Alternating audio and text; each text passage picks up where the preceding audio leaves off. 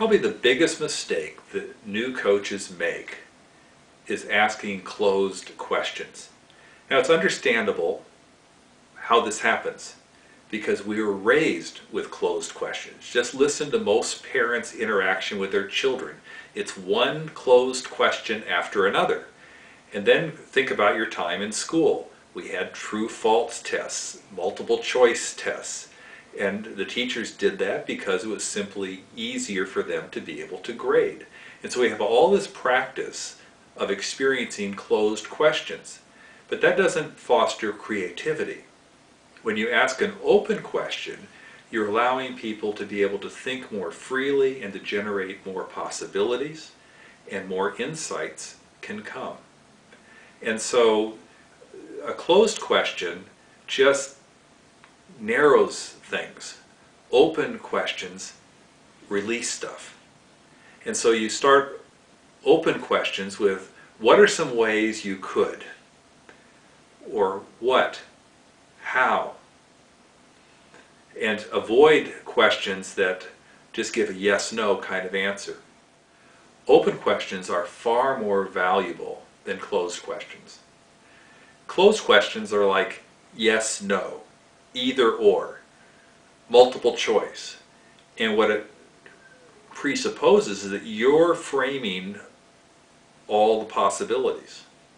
And so you're really giving them quite a limited universe. And in some ways you're trying to perhaps steer the person to your way of thinking.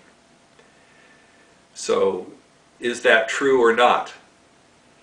Well, who's in control there? The person asking the question. What it does is actually collapses vision. And the person asking the question is the one maintaining the control. But if you ask an open question, it fosters more creativity.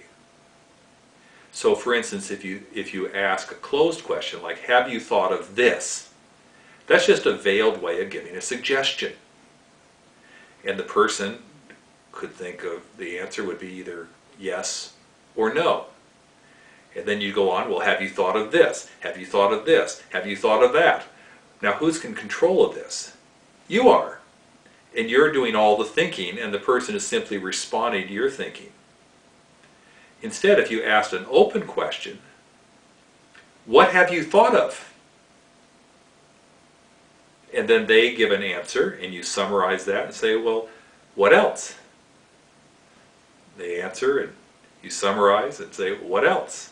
And you actually get them to generate a whole bunch of options. They actually will start generating ideas that they hadn't thought about when you first asked the question, what have you thought of? Do you see that open questions releases creativity? Closed questions collapses it. And so open questions are far more powerful than closed ones.